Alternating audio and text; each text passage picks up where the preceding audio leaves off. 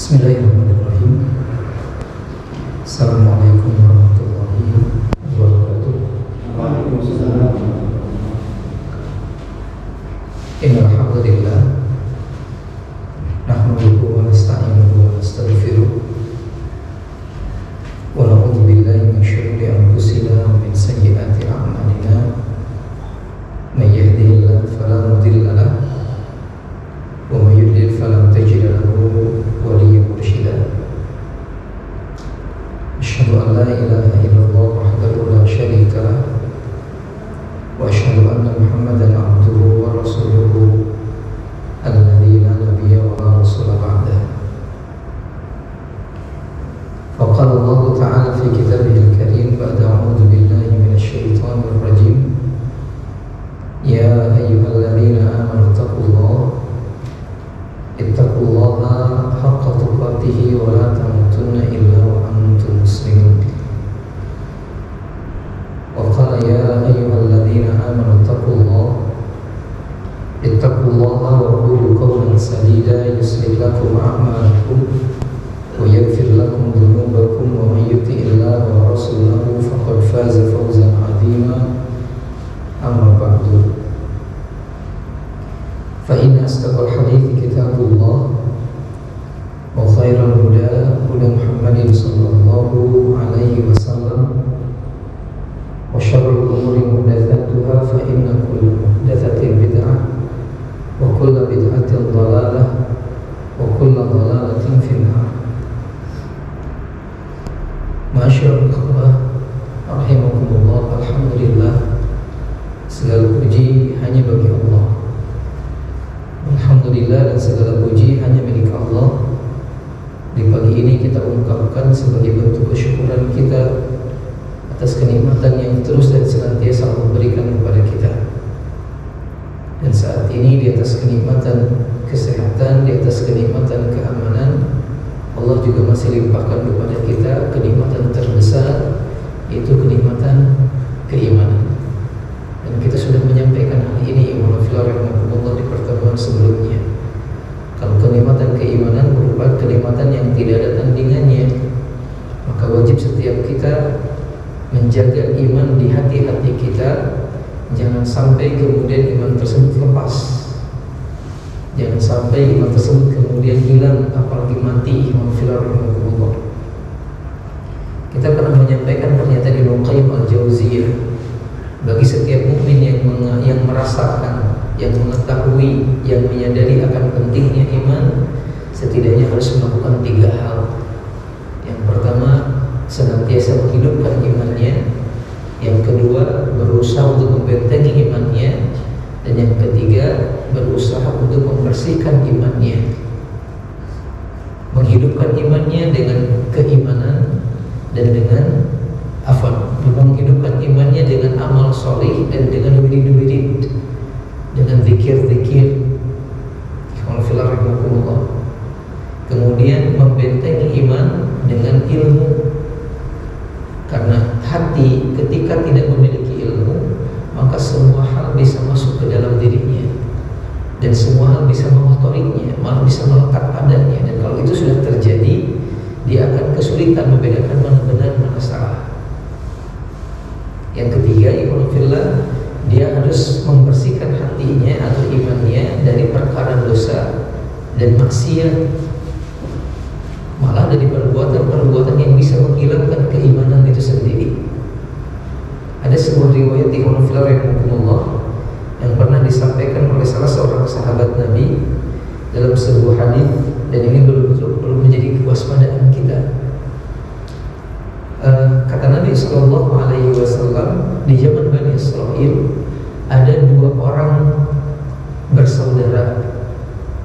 Namun yang satu ini adalah orang yang ahli maksiat, sedangkan yang satunya adalah orang yang al-mujahadah, bersungguh-sungguh dalam beribadah, rajin, getol gitu. Dan di antara semangat dalam beribadah adalah ketika dia menemukan saudaranya bermaksiat, dia tegur, dia ingatkan, dia tegur, dia ingatkan gitu. Sampai suatu waktu kata Nabi, ketika orang yang pelaku maksiat, sedang bermaksiat, ketahuan sama saudaranya, dia langsung mengatakan, ayolah bertobatlah Anda, berhentilah dari perbuatan-perbuatan ini. Tiba-tiba yang berdosa mengatakan begini Pak, dia mengatakan, apakah Anda diutus oleh Allah untuk terus mengawasiku? Apakah Anda diutus oleh Allah untuk terus mengawasiku? Kemudian tiba-tiba si laki-laki yang ahli ibadah ini mengatakan, lan yaghfirullahu laka abada, lan yaghfirullahu laka abada. Dalam ungkapan yang lain, lan yudkhilakallahu al-jannata, Allah tidak akan mengampunimu selama-lamanya, Allah tidak akan memasukkan kamu ke dalam surga. Ini ungkapannya Pak, diponis gitu. Sampai kemudian singkat cerita kata Nabi SAW, ketika kiamat terjadi, kemudian dua orang ini dibangkitkan, Allah kemudian berkata kepada ahli ibadah dengan mengatakan, apakah Anda lebih tahu daripada aku? Apakah Anda punya kekuasaan yang melebihi kekuasaan aku? Allah seolah-olah ingin mengatakan kepada, kenapa Anda berani mengatakan Allah nggak akan mengampuni Anda? Tahu dari mana? Gitu. Lalu kemudian Allah mengatakan kepada ahli maksiat dengan mengatakan, masuklah Anda ke dalam surga dengan rahmatku, dengan kasih sayangku. Akhirnya pelaku maksiat masuk ke dalam surga Pak. Adapun orang yang ahli ibadah ini, kemudian Allah berkata kepada para malaikat dengan mengatakan satu ungkapan. Allah menyebutkan bahwa dan seret masukkan dia ke dalam neraka. Ternyata di hari kiamat yang terjadi berbeda Pak. Ya, ada amalan yang ternyata membuat iman hilang seketika. Kata para ulama, dari hadis ini, di antara amalan yang bisa membuat amal seketika hilang tiba-tiba atau tidak ada memberikan manfaat sama sekali, yaitu ketika dia berdusta atas nama Allah. Berdusta atas nama Allah. Maka ini perlu kita waspadai. Ya. Di antara bentuk berdusta kepada Allah itu adalah menghalalkan yang haram atau mengharamkan yang halal. Makanya ini merupakan sebuah bentuk penyebab turunnya kebinasaan. Kita pernah menyampaikan dulu Pak, kisahnya siapa? Raja Persia kalau tidak salah. Kita pernah menyampaikan ada dulu pemimpin Persia namanya Raja Yazdajir. Di akhir-akhir kekalahannya, karena pasukan ini kemudian mundur ketika terus diserang oleh kaum muslimin. Nah, Yazdajir ini di akhir-akhir terus mencari tempat persembunyian. Sampai pada suatu hari dia kemudian berinisiatif untuk meminta bantuan kepada Raja Cina. Dia utus seorang utusan, kemudian membawa sebuah surat yang isinya permohonan untuk kirim tentara ke Persia untuk mengalahkan kaum muslimin. Berangkatlah kemudian utusan ini, lalu kemudian sampai di negeri Cina, ketemu dengan Raja Cina, ikhwanillah. Ketika berhadapan dengan Raja Cina, dikabarkan Raja Cina mengatakan kepada mereka atau kepada utusan ini, saya heran dengan apa yang kalian ceritakan. Kata kalian kalau kaum muslimin jumlahnya sedikit, sedangkan kalian banyak. Tapi kenapa jumlah yang sedikit bisa mengalahkan yang banyak? Dia mengatakan, coba ceritakan dulu kepadaku tentang karakter musuh kalian, sifat-sifat musuh kalian.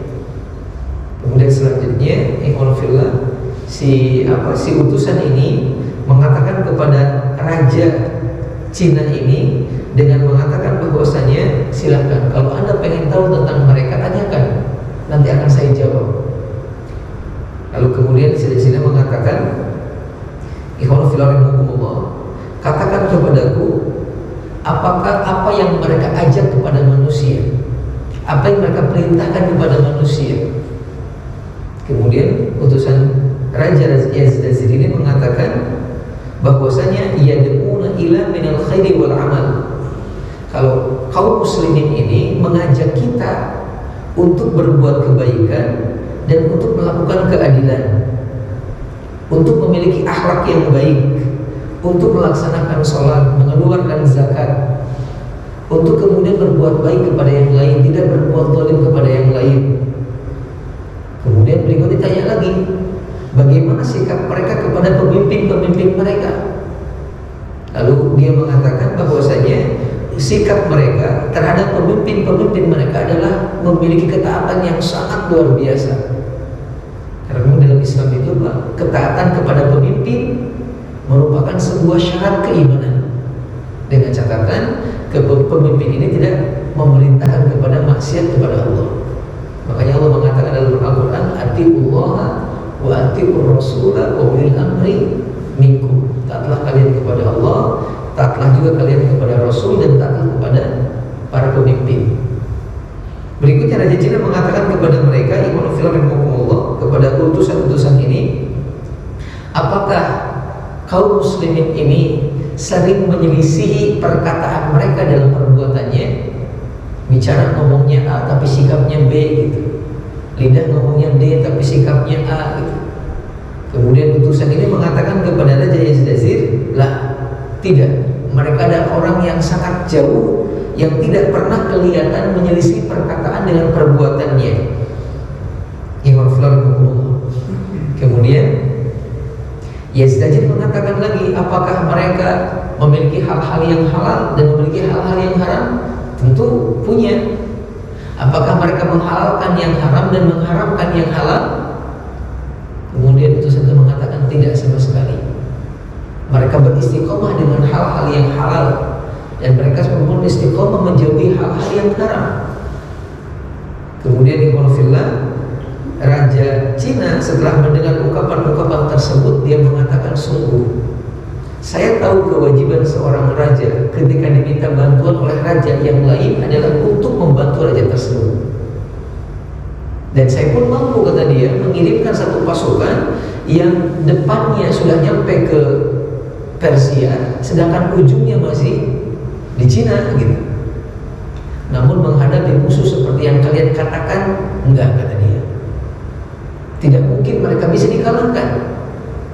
Selama mereka masih menghalalkan yang halal dan mengharamkan yang haram, tidak merubah konsep tersebut, maka mereka adalah pasukan yang tidak akan pernah bisa dikalahkan.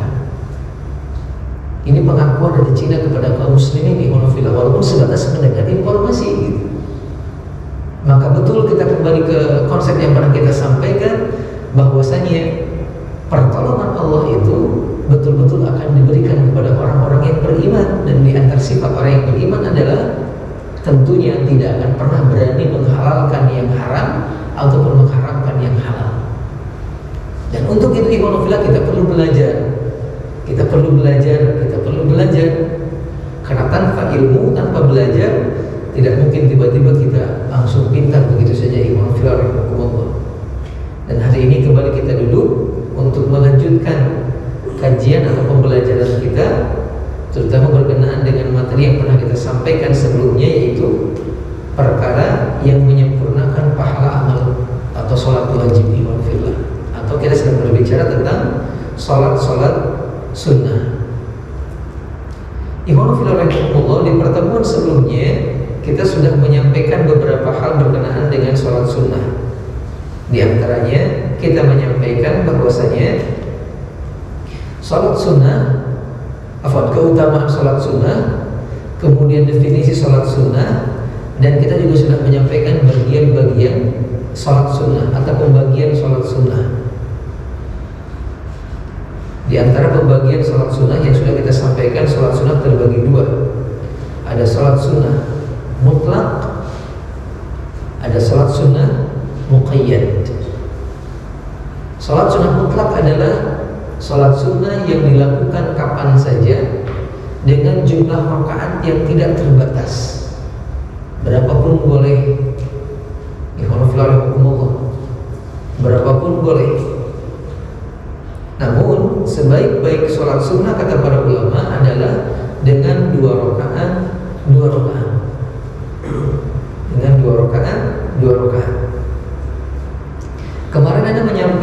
satu hal berkenaan dengan apakah boleh sholat ini dilakukan di waktu terlarang. Ana menyampaikan kalau tidak salah sepengetahuan Ana boleh. Namun ketika Ana coba baca-baca lagi pendapat para ulama, pendapat yang insya Allah lebih menenangkan bahwasanya walaupun demikian atau walaupun sholat mutlak ini bisa dilakukan kapan saja, tetap mesti dihindari untuk melaksanakannya di waktu-waktu terlarang. Ada sebuah fatwa yang Anda temukan di Rahimakumullah dalam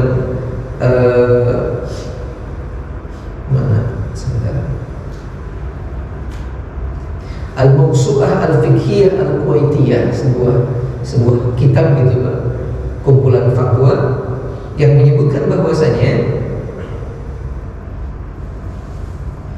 sholat sunnah mutlak adalah semua sholat yang dilakukan tanpa terikat dengan waktu ataupun sebab tertentu.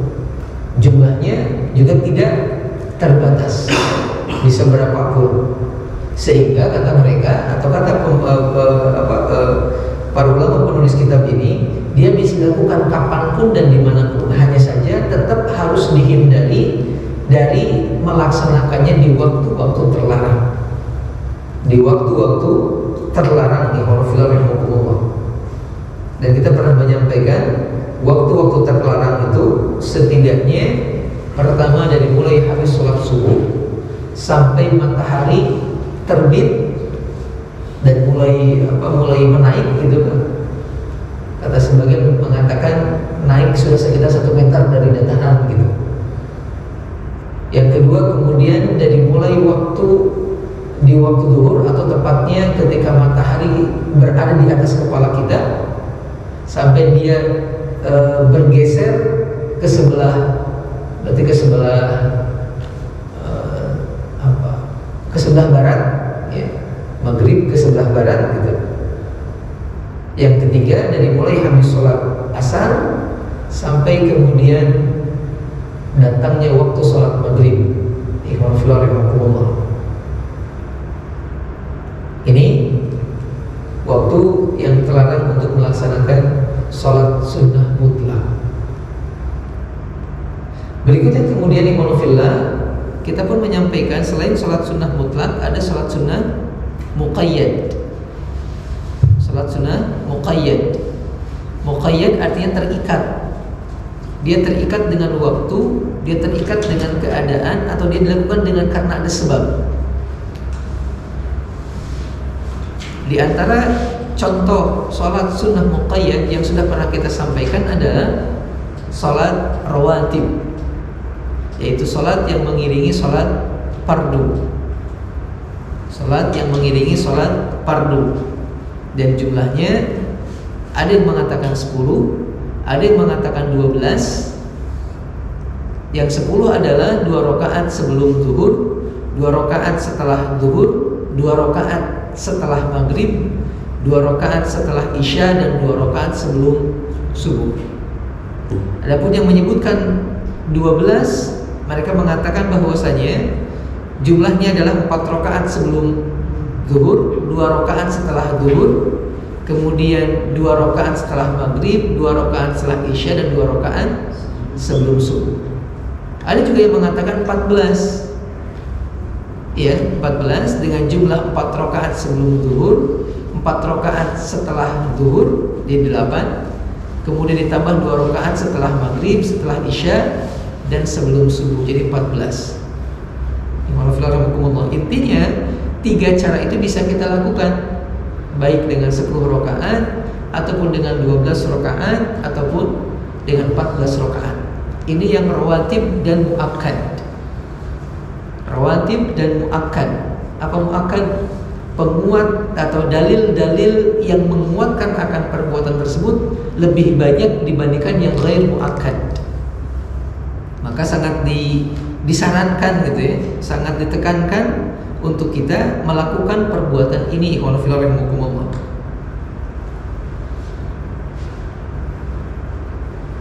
Ini berkenaan dengan sholat yang pertama di antara sholat muqayyad, yaitu sholat rawatib. Selain sholat muakkad, dalam rawatib juga ada sholat rawatib tapi ghair muakkad. Ghair muakkad. Jadi penekanannya tidak sekuat sholat muakkad gitu. Dan itu adalah sholat-sholat yang ada di antara adzan dan qomat. Kecuali di sholat subuh. Kecuali di sholat subuh. Maka bisa kita lakukan 2 rakaat antara adzan dan qomat di waktu zuhur, di waktu asar, di waktu maghrib, dan di waktu isya. Berikutnya kemudian salat yang kedua, ikhwanullah, yang sudah kita sampaikan juga berkenaan dengan salat muakkad adalah dengan salat muqayyad adalah salat witir. Salat witir, salat yang dilakukan antara waktu ba'da isya sampai sebelum subuh. Jadi waktunya cukup lama dan bisa kita lakukan bisa di awal ataupun di tengah ataupun di akhir. Malah ikhwanul fillah rahimakumullah, bagi orang-orang yang sudah terbiasa dengan melaksanakan sholat witir ini, seandainya dia ketinggalan tidak melaksanakan sholat witir, maka diperbolehkan mengqadhanya di waktu duha. Hanya saja jumlahnya jadi berubah, Pak. Kalau biasanya 1, nanti kemudian diqadhanya 2, 3 diqadhanya 4, 5 diqadhanya 6, dan terus begitu selanjutnya. Dan Nabi SAW pernah melakukan hal ini, rahimakumullah.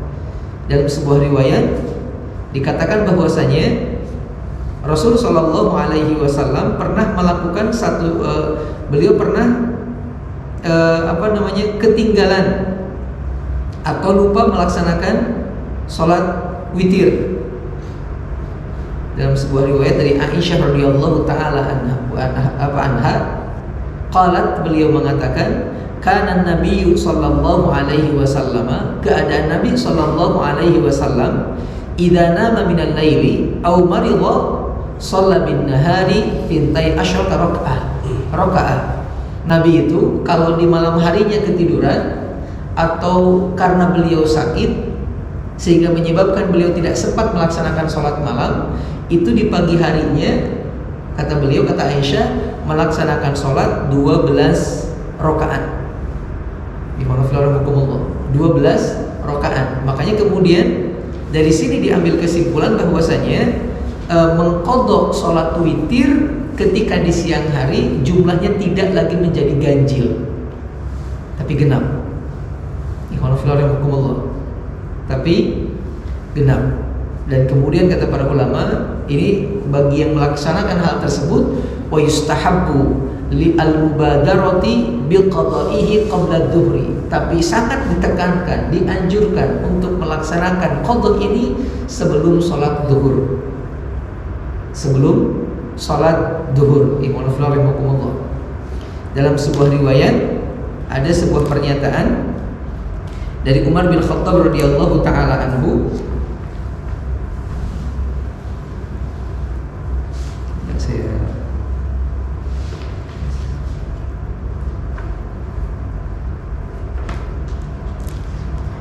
Dari Umar bin Khattab radhiyallahu taala anhu, beliau mengatakan bahwasanya qala Rasulullah sallallahu alaihi wasallam, Rasul sallallahu alaihi wasallam bersabda,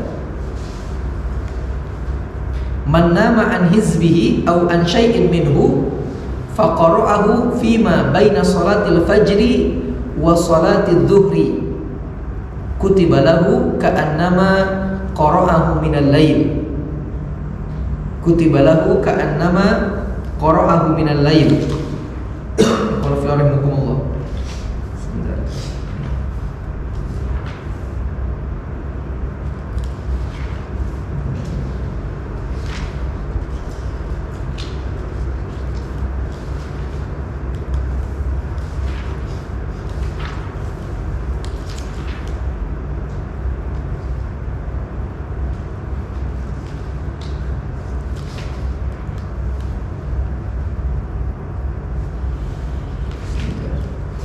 Nabi mengatakan man nama an hizbihi, barang siapa yang tidur sampai kemudian dia terlewat kewajibannya, au an syai'in minhu, atau sesuatu daripadanya, sebagai mengatakan kalau ini berhubungan dengan baca Quran. Kalau ada orang yang biasa baca Quran gitu, kemudian di malam hari dia baca Quran di malam hari biasa terus rutin, kemudian tiba-tiba dia lupa atau kemudian dia ketinggalan karena ketiduran gitu. Nabi mengatakan faqara'ahu fima baina salatil fajri wa salatid dhuhri, maka hendaklah dia membacanya antara salat subuh dengan salat zuhur. Hendaklah dia membacanya antara salat subuh dan sebelum salat zuhur. Nabi mengatakan kutibalahu ka'annama qara'ahu minal lail, karena yang mengerjakan hal seperti itu maka akan dicatat seperti dia mengerjakannya di malam hari.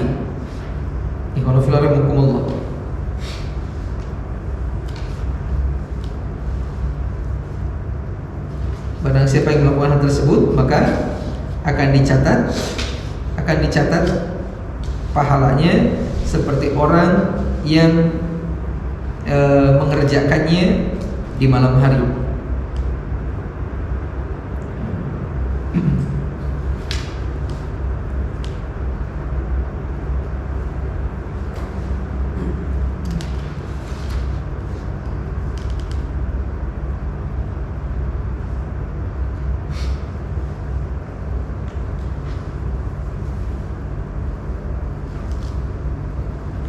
Tayyib ikhwan fillah rahimakumullah. Ini berkenaan dengan bagi orang yang ingin melaksanakan qadha salat witir. Berapa salat witir rakaatnya kita sudah sampaikan, rakaatnya ganjil. Bisa 1 rakaat, bisa 3 rakaat, kemudian juga bisa 5 rakaat, dan selanjutnya hanya saja kalau 1 rakaat maka hanya dengan 1 tahiyat. Begitu pula kalau 3 rakaat hanya dengan 1 tahiyat. Tidak boleh sholat witir seperti sholat maghrib. Adapun kalau 7 dan 9 maka sebagian mengatakan dia melakukan tahiyat 2 kali. Yang pertama di rakaat sebelum terakhir dan yang kedua di rakaat terakhir. Apa yang dibaca dalam sholat witir ini? Yang dibaca adalah surat. Yang pertama Sabbihis di rakaat yang pertama, yang kedua surat Al-Kafirun di rakaat yang kedua, dan yang ketiga surat Al-Ikhlas. Ini yang dianjurkan atau dicontohkan oleh Nabi Shallallahu Alaihi Wasallam. Dan kalau sudah selesai sholat witir, dianjurkan untuk berbaring, Pak, sambil menunggu sholat subuh. Sangat dianjurkan untuk berbaring sambil menunggu sholat subuh. Ini yang kedua. Berikutnya kemudian yang ketiga, yang termasuk sholat sunnah muqayyad adalah sholatul lail, sholat malam. Sholat malam, atau sebagian memberikan istilah dengan ungkapan tahajud. Dan kita pernah menyampaikan yang membedakan tahajud dengan qiyamul lail adalah qiyamul lail merupakan sebuah istilah untuk semua amal baik yang dilakukan di malam hari. Namanya qiyamul lail. Bisa sholat, bisa baca Quran, ataupun kebaikan-kebaikan yang lain. Adapun tahajud lebih dikhususkan untuk amal sholih yang berupa sholat, dilakukan di malam hari setelah tidur dulu sebelumnya. Karena ada ungkapan tahajud, bersungguh-sungguh gitu ya, walfillah. Berat kalau tidak salah tahajud itu bangun, tahajud itu diartikan bangun dari tempat istirahat, bukan bersungguh-sungguh.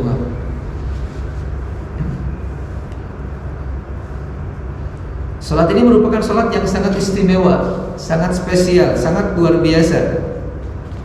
Keutamaan bagi para pelaku salat ini juga sangat banyak yang sudah Allah siapkan, baik lewat Al-Quran ataupun lewat hadis-hadis Nabi Sallallahu Alaihi Wasallam. Contoh diantaranya bagi orang-orang yang sering melaksanakan sholat malam, maka dia akan diangkat derajatnya oleh Allah Subhanahu wa Ta'ala. Dalam Al-Quran, tepatnya di Quran surat Al-Isra ayat yang ke-79. Al-Isra ayat ke-79, Allah Subhanahu wa Ta'ala berfirman, walaupun ini ayat khitabnya kepada Nabi Muhammad, maksudnya Rasulullah, Allah langsung ajak bicara dengan Nabi Muhammad gitu, tujuannya ke Nabi Muhammad, tetapi kata para ulama, al-ibratu min umumil lafzi la bi khususi as-sabab. Kalau pelajaran yang bisa kita ambil dari sebuah ayat bukan karena turunnya, tapi karena keumuman lafaz dalam Al-Quran tersebut. Allah mengatakan dalam ayat tersebut, wa minal laili fatahajjad bihi nafilatan laka asa an yab'atsaka rabbuka maqaman mahmuda. Yang artinya, dan ketika datang malam, fatahajjad bihi, maka bertahajudlah di malam itu. Bertahajudlah. Asa an yab'atsaka rabbuka maqaman mahmuda. Niscaya dengan tahajud yang kau lakukan, Allah akan angkat derajatmu ke tempat yang mahmuda, yang mulia, yang terpuji. Ini yang pertama, bakal diangkat derajatnya. Yang kedua, kemudian orang-orang yang melaksanakan qiyamul lail memiliki keutamaannya itu tidak akan pernah sama pahalanya, kebaikannya dengan orang-orang yang tidak melaksanakan qiyamul lail. Sudah jelas dalam sebuah ayat, Allah Subhanahu wa Ta'ala memberikan satu ungkapan, tepatnya di Quran surat Ali Imran ayat yang ke-113 kalau tidak salah, dengan mengatakan laisu sawa min ahlil kitabi ummatun qa'imatun yatluna ayatillahi ana al-laili wa hum yasjudun. Tidak akan pernah sama, kata Allah, para ahli kitab, di mana di antara mereka ada orang-orang yang ketika datang malam mereka bangun, mereka membaca ayat-ayat Allah dalam keadaan mereka pun melaksanakan sujud. Maka begitu pula dengan kaum muslimin. Dengan kaum muslimin yang menggunakan malam-malamnya tidak semuanya untuk tidur. Bagi mereka keutamaan pahala yang luar biasa. Berikutnya kemudian keutamaan yang kedua, yang ketiga, bagi orang-orang yang terbiasa dengan qiyamul lail adalah dia telah melaksanakan perintah Allah Subhanahu wa Ta'ala. Telah melaksanakan perintah Allah Subhanahu wa Ta'ala. Walaupun hukumnya sunnah, tetapi ini sangat ditekankan. Allah mengatakan di Quran surat Al-Muzammil, ya ayyuhal muzammil qumil laila illa qalila nisfahu aw inqus minhu qalila aw zid alaihi warattilil qur'ana tartila. Yang artinya, ya ayyuhal muzammil, wahai orang-orang yang berselimut, qumil laila illa qalila, bangunlah Anda di malam hari kecuali sedikit. Kemudian nisfahu, bisa di pertengahan malamnya, awinkus minhu, atau kurang daripadanya, auzid alaihi, atau lebih daripada setengah malam, warattilil qur'ana tartila, dan bacalah Al-Quran dengan tartil.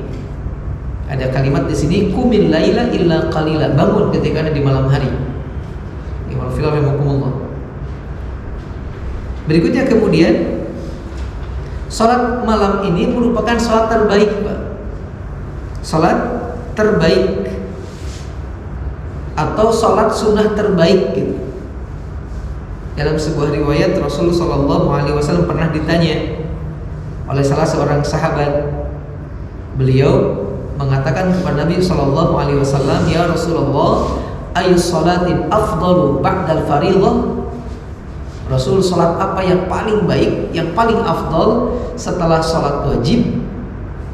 Kemudian Nabi mengatakan, salatu fi jawfil lail, salat yang dilakukan di pertengahan malam, Pak. Salat yang dilakukan di tengah malam, kata Nabi.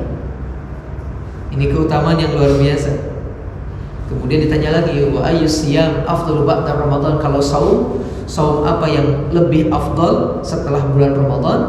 Nabi mengatakan, syahrullahi al-muharram, saum yang dilakukan di bulan Muharram. Ini keutamaan yang selanjutnya. Berikutnya kemudian, Orang yang senantiasa melaksanakan sholat malam ada peluang atau dia terbuka untuk peluang masuk surga terbuka lebih lebar. Dalam sebuah hadis Nabi SAW pernah menyebutkan ayyuhan nas abshus salam wa at'imut ta'am wasilul arham wasallu bil laili wan nasu niyam. Nabi mengatakan, wahai manusia, sebarkanlah salam. Sebarkanlah salam. Wa at'imut ta'am, dan berbagilah makanan dengan orang lain. Bersedekahlah. Kemudian kata Nabi, wasilul arham, sambungkan tali silaturahim dengan yang lain.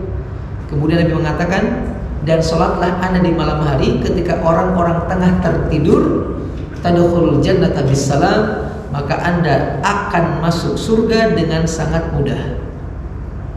Jadi 4 syaratnya Pak, kalau ingin masuk surga dengan mudah, disambut dengan sambutan luar biasa. Di hadis ini selain melaksanakan hal-hal yang wajib, 1. menyebarkan salam, 2. berbagi makanan atau sedekah, yang ketiga menyambungkan tali silaturahim, yang keempat salat malam. Ikhwan fillah rahimakumullah. Berikutnya kemudian ikhwan fillah, salat malam merupakan salat yang dilakukan di waktu yang paling baik untuk mendekatkan diri kepada Allah. Dalam sebuah riwayat Nabi SAW menyebutkan, aqrabu ma yakunu ar-rabbu minal abdi fi jawfil laili al-akhir. Nabi mengatakan, saat atau waktu yang paling dekat seorang hamba dengan Allah adalah itu di malam hari, kata Nabi. Dan malam harinya Nabi mengatakan al-akhir, di bagian akhir, atau kita sering mengatakan sepertiga malam akhir. Waktu terbaik untuk mendekat kepada Allah bagi seorang hamba adalah di sepertiga malam akhir. Sampai Nabi mengatakan kepada sahabat namanya Amr bin Absah, Nabi mengatakan, fa in istata'ta an takuna mimman yadhkurullaha fi tilka sa'ah fakun. Makanya kalau Anda punya kemampuan untuk bisa bangun di malam tersebut, bisa berzikir di waktu itu, lakukan. Lakukan, kata Nabi. Jadi ini betul-betul pesan gitu. Jadi kita pernah menyampaikan juga kalau di waktu ini waktu mustajab, atau makanya karena saking dekatnya Allah dengan hamba, di hadis yang lain ini waktu mustajab, waktu yang Allah kabulkan permintaan seorang hamba. Ini keutamaannya. Berikutnya kemudian ihwanufillah, salat malam merupakan penyebab turunnya rahmat Allah. Salat malam merupakan penyebab turunnya rahmat Allah. Dalam sebuah hadis Nabi SAW menyebutkan, rahimallahu rajulan qama minal laili fasalla. Allah akan merahmati seorang laki-laki yang bangun tengah malam kemudian dia melaksanakan salat. Kemudian wa aiqadha imra'atahu, beres salat dia bangunkan istrinya. Fa in abad nadhaha fi wajhiha alma, dia percikan air ke wajah istrinya. Kemudian Nabi juga mengatakan, wa rahimallahu imra'atan, Allah juga akan merahmati seorang perempuan qamat minal lail, yang dia bangun tengah malam, fa salat, kemudian dia salat. Kemudian berikutnya wa aiqadhat zaujaha, dia lalu bangunkan suaminya beres salat. Wa in aba, dan kalau suaminya enggan, nolak gitu, istrinya kemudian nadhahat fi wajhi alma, memercikan air ke wajahnya. Alhamdulillah, ternyata luar biasa di hadisnya. Ya, luar biasa, menjadi penyebab turunnya rahmat Allah Subhanahu wa taala. Malah dalam hadis yang lain ada ungkapan mengatakan begini, idza qama wa sholaya, kalau kemudian dua-duanya bangun dan dua-duanya sholat, bisa diartikan berjamaah Pak, salatnya gitu. Kemudian berikutnya Nabi mengatakan rakaataini, walaupun cuma 2 rakaat gitu, kutiba minadz-dzakirina Allaha katsira wadz-dzakirat, maka dia akan dicatatkan oleh Allah sebagai orang yang sering berzikir kepada Allah. akan dicatat sebagai orang yang ahli zikir, Pak. Ini kan luar biasa gitu, ya. Yang senantiasa ingat kepada Allah Subhanahu wa taala. Ternyata itu bagi orang yang terbiasa dengan salat malam. Ini keutamaan. Berikutnya kemudian, Pak, selain turun rahmat Allah, salat malam juga merupakan penyebab turunnya kecintaan dari Allah Subhanahu wa taala. Salat malam merupakan penyebab turunnya kecintaan Allah kepada seorang hamba. Dalam sebuah hadis Nabi sallallahu alaihi wasallam pernah mengatakan, "Thalathatun yuhibbuhumullah." Ada 3 kelompok manusia yang Allah akan mencintai mereka. Dan salah satu di antaranya Nabi mengatakan 3 kelompok ini adalah warajulun safara ma'al qaumi fartahalu hatta idza kana min akhiril lail waqa'a alaihimul qura waqa'a alaihimul kara. Orang yang bakal Allah cintai atau Allah berikan cintanya kepadanya adalah seorang laki-laki yang ikut safar dengan satu kelompok manusia, melakukan sebuah perjalanan sampai ketika datang waktu malam. Ketika datang waktu malam dan datang rasa ngantuk yang sangat berat gitu, kemudian mereka pun kemudian istirahat. Tsumma qama fatatahhara. Tapi laki-laki ini kemudian malah bangun, dia kemudian ambil wudu, wa shalla rabbatan lillah. Kemudian dia salat mengharap ridho Allah Subhanahu wa taala. Mengharap ridho Allah Subhanahu wa taala. Laki-laki seperti ini adalah laki-laki yang akan mendapatkan cinta Allah. Sekali lagi, laki-laki yang ikut safar perjalanan, datang malam kecapean, ngantuk berat, tapi dia paksakan untuk sholat malam, walaupun tadi Pak 2 rakaat gitu seperti yang kita sampaikan sebelumnya. Maka ternyata bukan cuma rahmat Allah yang turun, juga akan datang kecintaan dari Allah Subhanahu wa taala. Makanya di hadis yang lain Nabi mengatakan, "Alaikum biqiyamil lail." Hendaklah kalian melaksanakan sholat malam, fa innahu dza'bus sholihin, karena sholat malam merupakan kebiasaan orang-orang solih terdahulu. Kebiasaan orang-orang solih terdahulu. Kemudian wa qurbatun ilallahi, dan dia merupakan sebuah perkara yang bisa mendekatkan seorang hamba kepada Allah. Malah kemudian berikutnya Nabi mengatakan wa munhatun anil itsmi wa takfirun lisayyi'at. Sholat malam juga merupakan pencegah seseorang untuk berbuat kemaksiatan dan perkara yang bisa menghilangkan dosa-dosa. Di hadis ini 4 keutamaan, Pak. Yang pertama tadi kata Nabi, kebiasaan orang solih. Yang kedua, cara terbaik untuk mendekatkan diri kepada Allah. Yang ketiga, menghalangi seseorang berbuat dosa.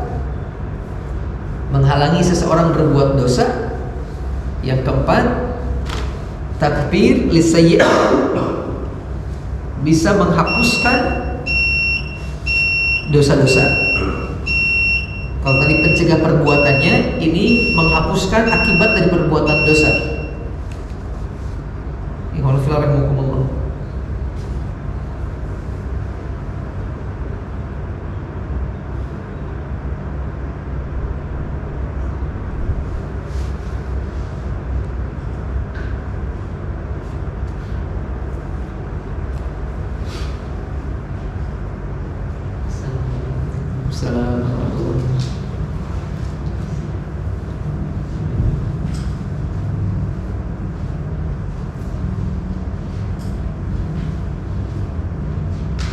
Ini beberapa hadis berkenaan dengan keutamaan salat malam. Kapan melaksanakan salat malam ini? Pelaksanaannya ikhwanufillah diungkapkan dalam kitab Sahih Fiqhus Sunnah. Salatul laili tajuzu fi awalil laili wa wastiha wa akhiriha. Salat malam diperbolehkan melaksanakannya baik di awal malam ataupun di pertengahan malam ataupun di akhir malam. Namun waktu terbaik untuk melaksanakan sholat malam adalah sepertiga akhir malam. Ini waktu terbaik. Bisa juga kalau mau dilaksanakan full, dari mulai awal malam sampai akhir malam. Walaupun ini tidak terlalu disarankan. Kita pernah menceritakan kisahnya Abu Darda yang punya amalan seperti ini. Beliau sholat malam dari mulai awal malam sampai akhir malam, sampai kemudian ditegur oleh salah seorang sahabat, kalau tidak salah Abu Dzar Al-Ghifari, dengan mengatakan, kita memang punya kewajiban kepada Allah, tapi juga kita punya kewajiban kepada keluarga, punya kewajiban kepada hal-hal yang lain. Dan ketika hal yang disampaikan kepada Nabi mengatakan perkataan Abu Darda benar. Artinya tidak dianjurkan sampai seseorang ini melaksanakan sholat sunnah malam dengan mengabaikan kewajiban-kewajiban yang lain. Ya Allah. Dalam sebuah hadis Anas bin Malik pernah mengatakan begini, "Ma kunna nasya'u an nara Rasulullah sallallahu alaihi wasallam fil lail musalliyan ila ra'ainahu wa la nasya'u an narahu na'iman ila ra'ainahu." Anas mengatakan, kami itu kalau malam pengen lihat Nabi lagi tidur, benar Nabi lagi tidur. Tapi kalau kami pengen lihat Nabi lagi sholat, kami pun melihat Nabi sedang sholat. Artinya Nabi tidak sepenuhnya melaksanakan sholat malam, tetap ada waktu istirahatnya. Tetap ada waktu istirahatnya. Ini waktunya. Dan sekali lagi, waktu terbaik adalah akhir sepertiga malam. Saya bacakan kembali hadis lengkapnya dari Abu Hurairah radhiyallahu taala anhu dalam hadis riwayat Imam Muslim, dan hadisnya sahih, malah dikeluarkan juga oleh Imam Al-Bukhari. Dikatakan bahwasanya Rasul bersabda, "Yanzilullahu ila sama'id dunya kulla lailatin." Allah turun ke langit dunia setiap malam. Hina yabqa thulutsal lail, sampai kemudian tersisa sepertiga malam atau ketika sepertiga malam akhir. Fayaqulu, dan Allah ketika turun mengatakan, "Anal maliku, saya raja, saya menguasai semuanya. Manil ladzi yad'uni fa astajibulah." Ada enggak yang malam ini berdoa kepadaku biar ku kabulkan doanya? Manil ladzi yas'alni fa u'ti. Ada enggak orang yang meminta kepadaku biar aku berikan permintaannya? Manil ladzi yastaghfiruni fa aghfirullah. Dan mana ada enggak orang yang beristighfar kepadaku biar aku ampunkan dosa-dosanya? Ini Pak di malam hari yang terjadi. Itu hanya terjadi di malam hari. Di ungkapan yang lain ada sebuah hadis Nabi mengatakan, "Inna ahabbas siyami ilallahi siyamu Daud." Sesungguhnya saum yang paling Allah cintai adalah saumnya Nabi Daud. Dan salat yang paling Allah cintai juga adalah salatnya Nabi Daud. Lalu Nabi mengatakan, "Kana yanamu nisfal lail wa yaqumu thulutsahu wa yanamu sudusahu."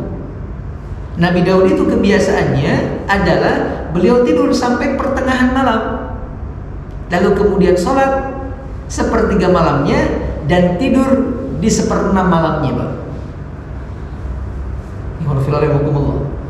Jadi sholat dari mulai tengah malam sampai menjelang seperenam malam, baru kemudian tidur lagi sebentar. Kemudian wakana yasumu yauman wa yuftiru yauman. Adapun kenapa saum Nabi Daud terbaik? Saumnya adalah beliau, kata Nabi, sehari saum, sehari berbuka. Sehari saum, sehari berbuka. Nabi Daud saja yang melaksanakan sholat malamnya di malam hari, Pak, itu menjadi sholat yang paling Allah cintai. Jadi waktu ini juga menunjukkan waktunya. Dalam hadis yang lain, Aisyah radhiyallahu taala anha pernah memberikan kepada kita satu informasi tentang Nabi kalau datang malam.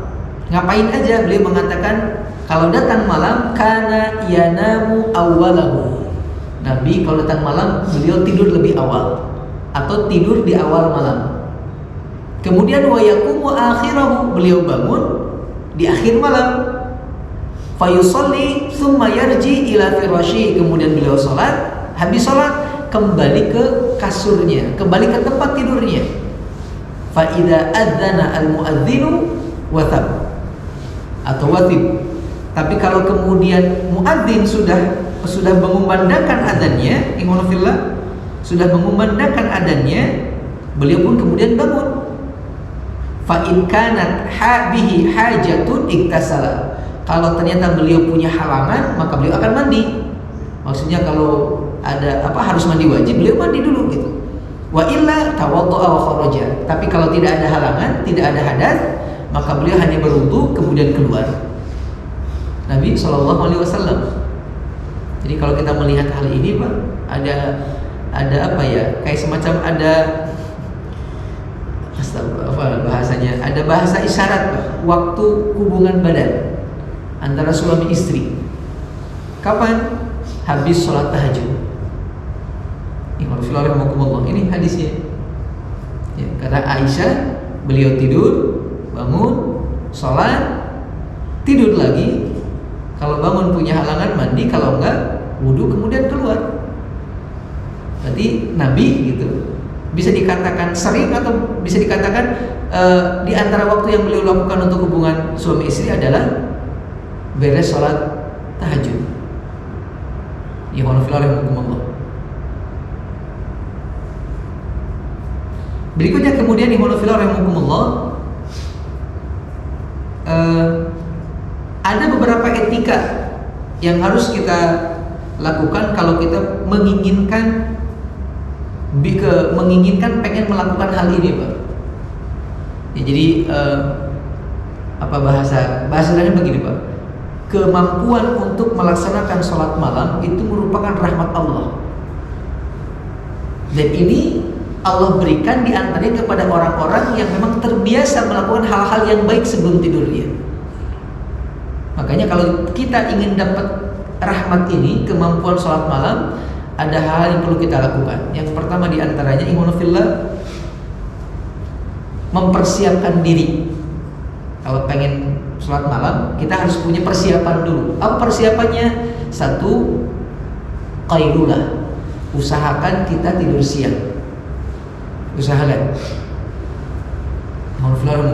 Usahakan tidur siang. Yang kedua, meninggalkan begadang. Meninggalkan bergadang, terutama untuk sesuatu yang tidak ada kemaslahatannya. Sekedar ngobrol, nongkrong, atau nonton bola gitu. Karena memang ada keterangan khusus, Pak, kalau Nabi itu tidak menyukai ngobrol habis sholat isya. Kita pernah menyampaikan kana Nabi sallallahu alaihi wasallam karahan Nabi sallallahu alaihi wasallam an-naumu ba'dal maghrib an-naumu qabla al-isya'i wal haditsu ba'dahu. Nabi itu membenci tidur sebelum isya dan ngobrol setelah isya. Nabi enggak suka.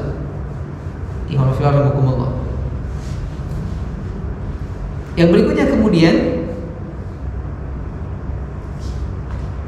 selain itu, bagi orang-orang yang bahasa kasarnya cenderung malas, kalau dia pengen tahajud, dianjurkan kata para ulama untuk tidak tidur di tempat tidur yang terlalu empuk. Jadi kalau dia punya kasur empuk, tidurnya di sofa. Kalau sofanya masih bagus, tidur di karpet gitu. Jadi jangan tidur di tempat minyak, karena kalau di tempat yang empuk banget gitu. Karena kalau makin nyaman tempat tidur, maka makin sulit untuk bangun. Tapi kalau kemudian kita berkaca ke Nabi SAW, subhanallah, Nabi itu tempat tidurnya dalam sebuah riwayat bantalnya itu serabut pohon kurma. Kata Aisyah radhiyallahu taala anha, ya, Aisyah pernah mengatakan bantal yang digunakan oleh Nabi adalah serabut pohon kurma. Adapun kasurnya atau tikar yang beliau tidur di atasnya, kalau kita merujuk kepada hadisnya Umar bin Khattab, itu kan sangat tipis, sampai saking tipisnya kan membekas di tubuh Nabi SAW. Ini 3 hal yang dianjurkan sebagai bentuk persiapan kita kalau pengen sholat malam. tidur siang, ikhwanufillah, tidak banyak bergadang. Yang ketiga kemudian usahakan tempat tidur yang kita gunakan tidak terlalu empuk, tidak terlalu nyaman. Ya. AC-nya matiin kali-kali, Pak. Biar kegerahan gitu pas malam hari. Berikutnya kemudian yang kedua, kalau tadi hubungannya dengan persiapan, Pak ya. Yang kedua kemudian sebelum tidur hendaknya dia punya niat pengen sholat malam gitu. Niat pengen sholat malam. Dalam sebuah hadis Nabi mengatakan, man ata ila firashihi wa huwa yanwi an yaquma fa yusalli minal lail. Barang siapa yang hendak melaksanakan tidur, kemudian dia berniat untuk bangun dan melaksanakan sholat malam, fa ghalabatu ainuhu, tapi dia dikalahkan oleh ngantuknya, hatta yusbi, sampai datang waktu subuh gitu. Sholatnya nggak jadi, Pak, tapi niat sudah ada. Kutibalahu manawa, maka tetap akan dicatatkan baginya sebagaimana yang dia niatkan. Tapi jangan jadi alasan tiap malam cuma niat kemudian sholatnya enggak juga. Nah, yang penting niat, yang penting niat, yang penting niat, enggak juga, iman fillah. Kemudian Nabi mengatakan wa kana naumuhu shadaqah alaihi min rabbih. Ketahuilah, tidur yang dia rasakan sampai dia lupa, sampai dia tidak bisa melaksanakan sholat malam, itu merupakan sedekah dari Allah untuk dirinya. Sedekah Allah ternyata berupa tidur, Pak. Yang ketiga kemudian, ikhwanullah, usaha yang harus kita lakukan adalah berwudu sebelum tidur. Berwudu sebelum tidur.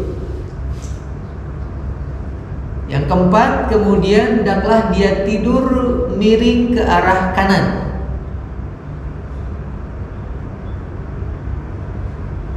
Miring ke arah kanan. Dalam sebuah riwayat diungkapkan bahwasanya dari Hafsah istri Nabi SAW, ketika beliau menginformasikan tentang posisi tidur Nabi, beliau mengatakan, idza akhadha maj'ahu ja'ala yadahu al-yumna tahta khaddihi al-ayman. Rasul itu kalau hendak tidur, maka beliau meletakkan tangan kanannya di bawah pipi kanannya. Tidurnya begini, betul. Ini. Maka dikatakan oleh sebagian para ulama, fanaumu ala syakil aiman wal fitrah. Maka sebenarnya fitrah itu, atau tidur sambil menghadap ke arah kanan, itu fitrah manusia, Pak. Fitrahnya begitu.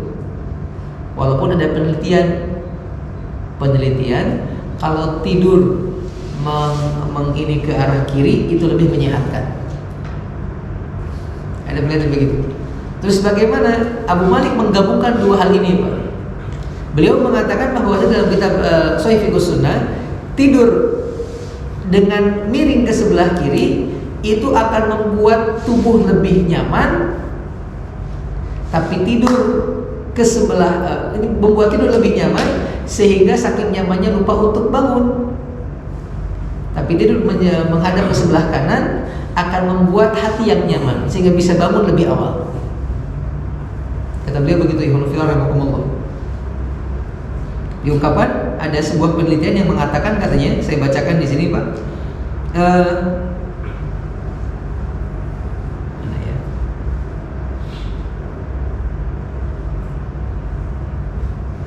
Posisi tidur Rasulullah SAW yang miring ke arah kanan menyimpan sebuah rahasia, yaitu bahwa terdapat gumpalan daging yang menggantung di bagian tubuh sebelah kiri, sehingga posisi tidur miring ke arah kiri membuat tidur akan terasa lebih berat, sebab tubuhnya berada dalam posisi kondisi istirahat dengan baik. Jadi tidurnya pun terasa lebih berat. Sedangkan dengan posisi miring ke kanan membuat seseorang merasa resah dan tidak bisa nyenyak karena guncangan hatinya tersebut. Oleh karena itu, para dokter menyarankan untuk tidur miring ke kiri agar dapat istirahat dengan maksimal dan tidurnya lebih terasa nyaman. Adapun Nabi menyarankan tidur dengan posisi miring ke kanan agar tidak terlampau lelap sehingga tidak dapat melaksanakan bangun malam. Jadi kata beliau, tidur miring ke kanan lebih bermanfaat untuk hati dan tidur miring ke kiri lebih bermanfaat untuk fisik. Allahu a'lam.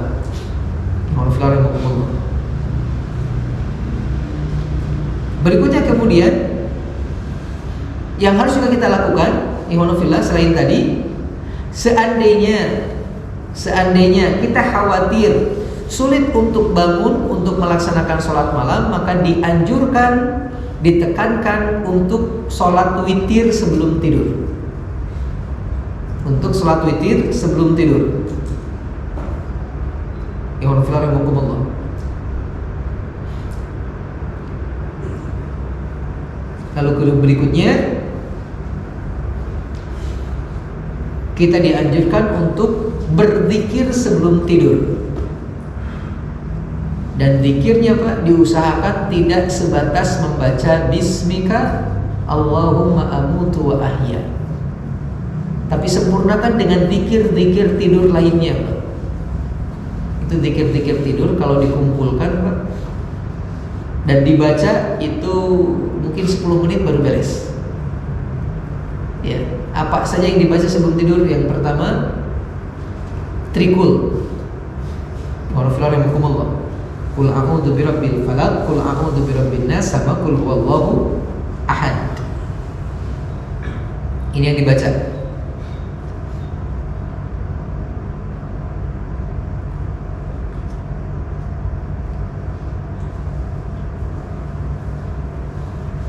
Malah selain dibaca, nanti beres dibaca kita meniupkan atau meniupkannya ke tangan kita, kemudian menyentuhkannya ke seluruh anggota badan yang bisa digapai oleh tangan.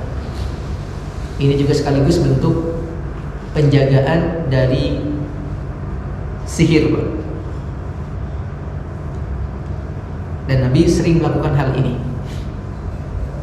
Dalam sebuah riwayat Nabi SAW dari Aisyah radhiyallahu taala anha, beliau mengatakan Nabi itu kalau siap-siap untuk tidur, setiap malamnya beliau menggabungkan dua telapak tangannya, kemudian membaca Qul huwallahu ahad, Qul a'udzu birabbil falaq, sama Qul a'udzu birabbin nas. Kemudian kata Aisyah, "Tsumma yansahu bihima mastata'a min jasadihi." Beliau kemudian menyentuhkannya ke anggota badan yang bisa digapai oleh kedua tangan ini. Diusap gitu. Dimulai dari kepala, kemudian ke wajah, kemudian yang lainnya. Dan kata Aisyah, wa yaf'alu dzalika thalatha marrat. Beliau melakukan hal tersebut 3 kali. 3 kali. Sekali diusap, baca lagi, sekali diusap gitu. Yang kedua, zikir yang lain adalah membaca ayat kursi. Ayat kursi. Ini kisahnya dulu pernah kita sampaikan tentang Abu Hurairah yang Allah takdirkan dia bisa nangkap jin, Pak. Ya, nangkap jin. Abu Hurairah lagi jaga di Baitul Mal, kemudian datang seorang pencuri, ketangkep. Abu Hurairah mengatakan, akan saya bawa Anda ke Nabi. Dia mengatakan, jangan, saya mencuri karena saya punya keluarga. Saya tidak bisa melakukan kewajiban sebagai kepala rumah tangga, makanya saya nyuri gitu. Karena kasihan dilepasin, Pak. Besoknya nyuri lagi.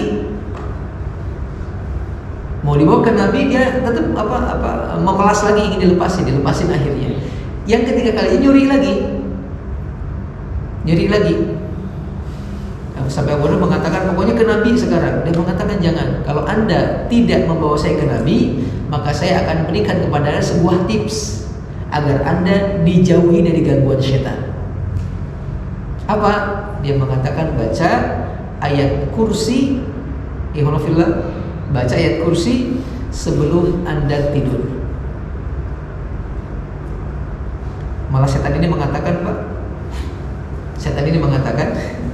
kepada Abu Hurairah, setelah mengatakan baca ayat kursi, beliau mengatakan, kalau Anda baca ayat kursi sebelum Anda tidur, fa innahu la yazalu 'alaika minallahi hafidh. Maka sampai subuh Anda berada dalam pengawasan Allah, penjagaan Allah. Wala yaqrabaka syaitanun hatta tusbih. Dan sampai pagi setan gak berani mendekati Anda. Setan gak berani mendekati Anda, kata setan ini Pak, kata jin ini Pak. Sampai akhirnya dilepasin nih Pak. Beres subuh ketemu sama Nabi, Nabi nanya. Langsung Nabi nanya, gimana tawananmu semalam? Diceritakanlah kemudian, Nabi mengatakan, shadaqaka wa huwa kadzub wa dzaka syaitanun. Yang dia katakan benar, padahal dia tukang bohong. Ketahuilah itu adalah syaitan. Namun kata para ulama, kasus menangkap jin ini perlu dipahami, bukan kemudian bisa diartikan orang bisa nangkap jin dengan begitu aja, enggak, bukan gitu. Tetap kaidah umumnya adalah tidak bisa ditangkap.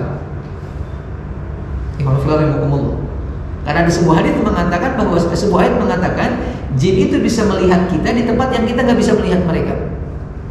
Namun ketika mereka merubah dirinya dalam bentuk yang lain, ketahuan Pak, ditangkap, nah baru itu bisa. Jadi ditangkapnya kalau sudah merubah bentuk. Dan ini pun terjadi kasus begitu. Abu Hurairah mendapatkannya ketika sudah berubah bentuk jadi seperti manusia, maka ditangkap Pak. Dia nggak heran, dia merasa ini bukan jin, ditangkap aja gitu. Makanya kasus yang terjadi, ada orang yang nangkap jin, masukin ke botol, ini agak gimana gitu. Karena bukan dalam bentuk yang lain, tapi dalam bentuk asri katanya gitu. Waliyadzubillah. Wallahu a'lam bishawab. Yang Anda baca demikian, ikhwanullah rahimakumullah. Berikutnya kemudian ikhwanullah juga dianjurkan untuk membaca 2 ayat terakhir dari surat Al-Baqarah. Membaca 2 ayat terakhir dari surat Al-Baqarah. Hafal ya? Yang mana?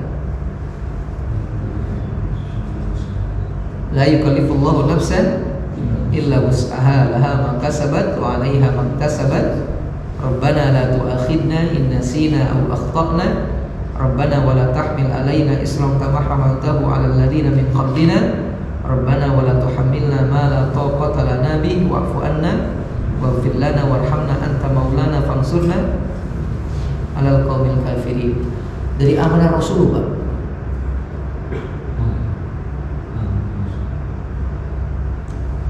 Ya, apa satunya lagi? 2 ayat, 3 ayat ya? Berarti betul dari la yukallifullahu.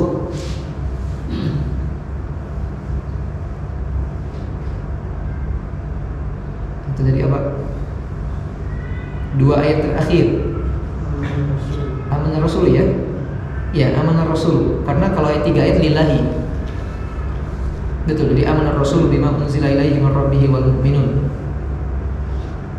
Dalam sebuah hadis Nabi pernah menyebutkan, man qara'a al-ayataini min akhiri suratil Baqarah fi lailatin kafatahu.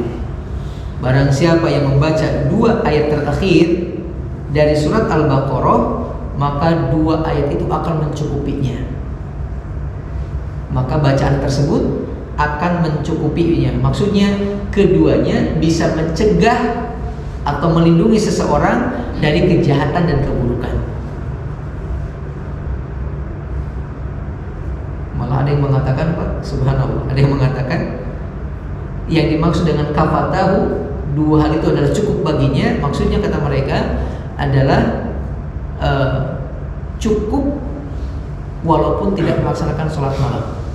Jadi seolah-olah itu bisa menjadi pengganti seandainya sholat malam nggak dilakukan gitu.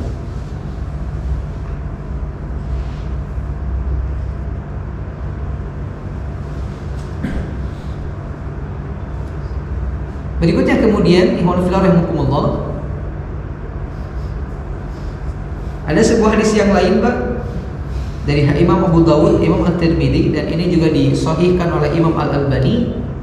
Kalau dianjurkan ketika mau tidur membaca surat Al-Kafirun. Surat Al-Kafirun. Cuma status hadisnya ada perbedaan pendapat. Dalam sebuah riwayat dari sahabat Naufal al-Ashja'i, beliau mengatakan qala li Rasulullah sallallahu alaihi wasallam, Rasul sallallahu alaihi wasallam pernah bersabda, Iqra qul ya ayyuhal kafirun tsumma nam ala khatimatiha. Bacalah oleh Anda surat Al-Kafirun dan tidurlah setelah selesai membacanya. Nabi mengatakan fa innaha bara'atun minasyirki. Karena surat Al-Kafirun itu merupakan pembebas dari kemusyrikan. Pembebas dari kemusyrikan. Ya. Jadi udah 4 tuh ya. Sepaket baca trikul, kemudian baca ayat kursi, kemudian baca 2 ayat terakhir, kemudian baca Al-Kafirun 4. Dalam hadis yang lain juga Nabi mengatakan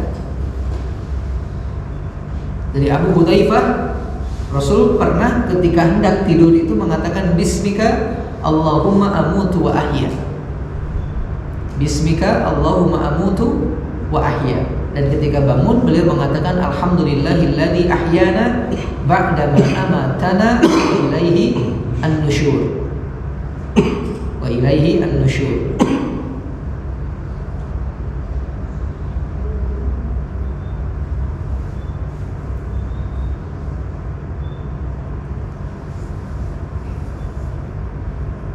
Atau juga Pak bisa dengan zikir yang lain. Pernah ada yang hafal doa mau tidur bismika rabbi wada'tu janbi wa bika arfa'uhu in amsakta nafsi farhamha wa in arsaltaha fahfadha kama tahfadhu bihi ibadaka sholihin. Belum pernah?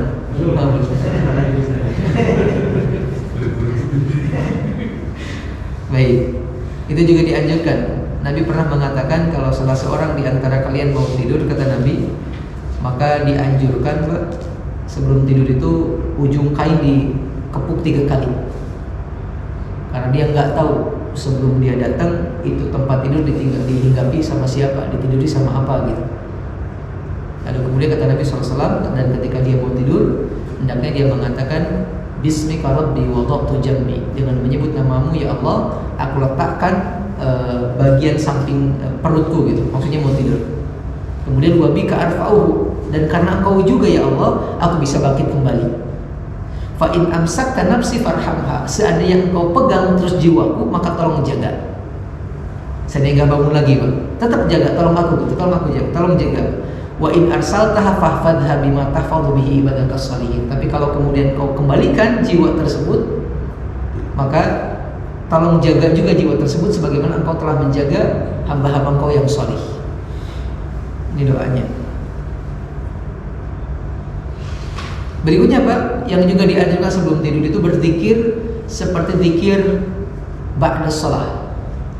Subhanallah 33 kali, Alhamdulillah 33 kali, dan Allahu Akbar 33 kali. Ini sangat dianjurkan.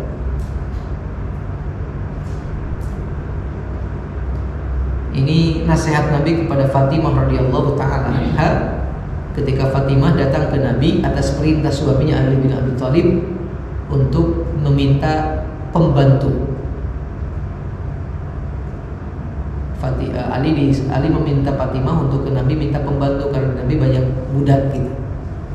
Lalu Fatimah berangkat ke ayahnya minta diberikan 1 budak untuk membantu di rumah beliau, tapi Nabi tidak mengizinkannya. Ketika datang malam, Nabi berkunjung ke rumah Ali dan Fatimah, kemudian bertemu dengan keduanya dan mengatakan, ala adullakum ala ma huwa khairul lakum min khadimin.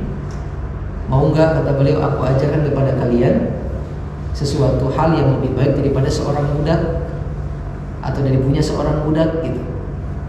Kemudian mereka mengatakan iya. Nabi mengatakan kalau kalian hendak tidur maka baca tasbih 33 kali, tahmid 33 kali, dan takbir 33 kali. Sungguh kata Nabi, perbuatan itu lebih baik daripada punya seorang budak, punya seorang pembantu. Alhamdulillah.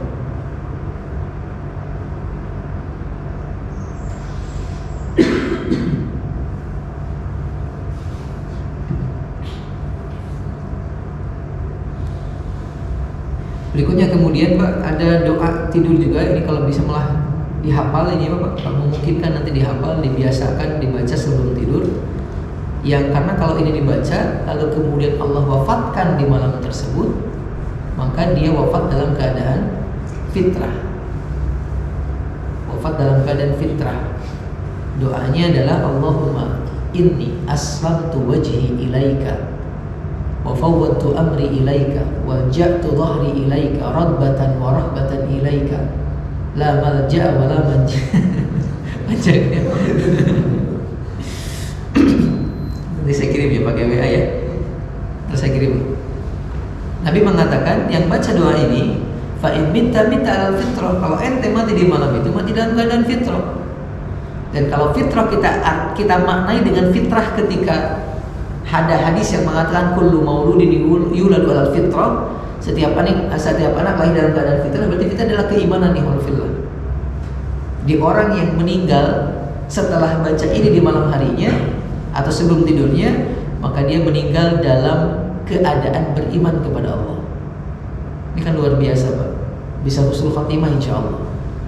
Iman fillah rahimahumullah. Ya. Agak panjang, nanti kita coba kirim insyaallah lengkap hadisnya.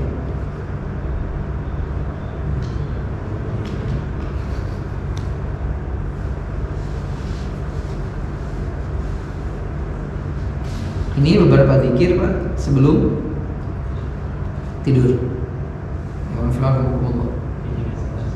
Sebelum tidur. Insya Allah dengan perbuatan-perbuatan yang barusan yang kita sampaikan itu bisa membuat kita insya Allah bisa bangun tengah malam atau akhir malam atau sebelum subuh dan bisa melaksanakan sholat malam walaupun cuma 2 rakaat. Ya, walaupun capek, biasanya walaupun capek karena banyak kesibukan, kalau dengan aktivitas ini sudah biasa kita lakukan, apalagi sholat malam sebelumnya itu kadang tetap aja bangun itu. Ya, ini di antara etika atau hal-hal yang bisa kita lakukan dan yang dengannya insya Allah seseorang bisa bangun tengah malam dan melaksanakan sholat malam.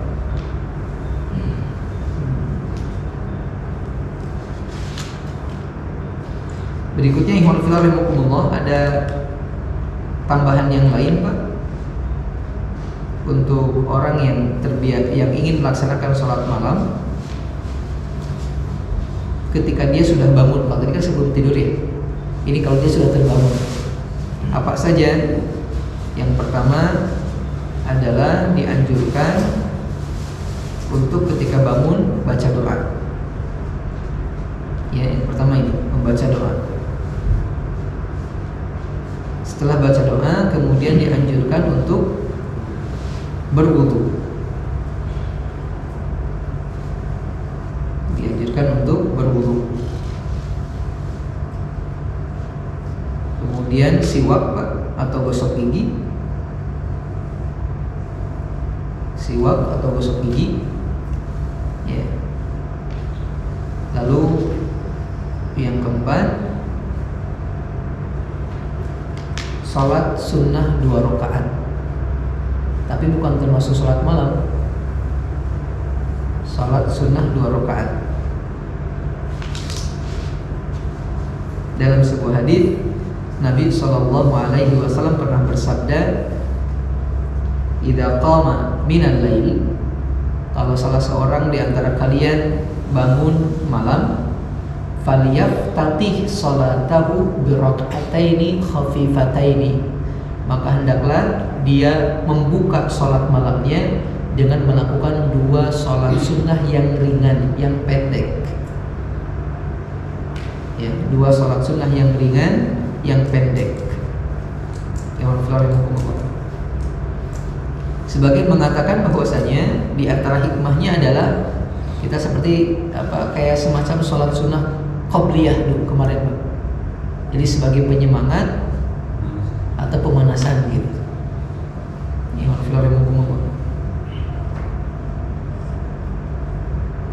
Boleh nggak kalau dengan yang panjang, nggak yang ringan, yang dibaca Al-Baqarah gitu? Boleh saja kata para ulama, silahkan.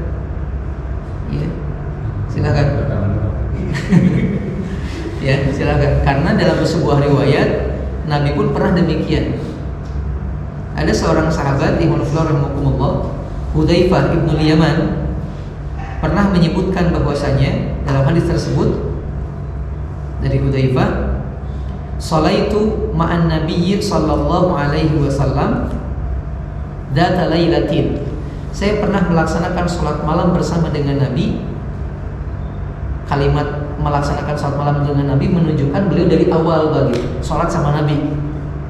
Kata beliau, "Faftataha bil Baqarati." Ternyata di rakaat pertama beliau memulai dengan membaca surat Al-Baqarah. Al-Baqarah, alif lam mim dzalikal kitabu, terus faqultu, lalu aku berkata dalam diriku, yarka indal mi'ah al-ula. Sepertinya ini Nabi bakal baca 100 ayat pertama nih. Summa madha, tapi ternyata malah dilanjutin. Lanjut gitu, Imam Filawi rahimahullah. Jadi bukan 100 ayat terus dibaca gitu. Sampai kemudian faqultu yusalli biha fi rak'atin. Kayaknya Rasul mau sholat, satu rakaat ini baca full Al-Baqarah 286 ayat. Famadha, tapi tidak terus lanjut ke surat An-Nisa, Al-Baqarah An-Nisa. Lalu kata Hudzaifah, yarka biha tsumma ftataha An-Nisa faqara'aha. Aku mengatakan kayaknya nanti kalau udah beres An-Nisa akan ruku deh satu rakaat.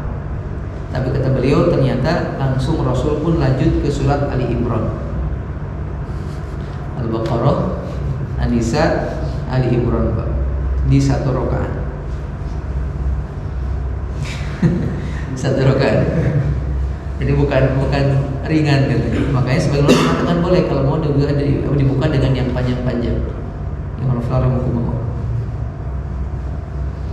Kemudian kalau memungkinkan ketika di doa iftitah maka dianjurkan membaca doa iftitah yang memang dikhususkan buat sholat malam, Pak.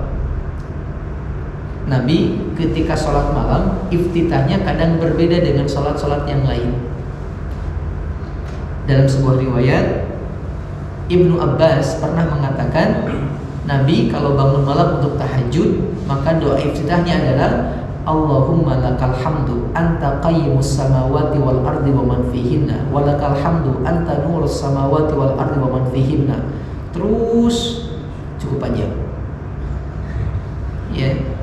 Di hadis yang lain juga dari Aisyah radhiyallahu taala anha, Nabi pernah mengatakan kalau sholat malam itu beliau membaca dengan doa atau iftitahnya Allahumma rabba Jibril wa Mikail wa Israfil fatirus samawati wal ard alimal ghaibi wasyahadah anta tahkumu baina ibadak fima kanu fihi yakhtalifun ihdini limakhtalifu fihi minal haqqi biidnika innaka tahdi man tasya'u ila siratal mustaqim.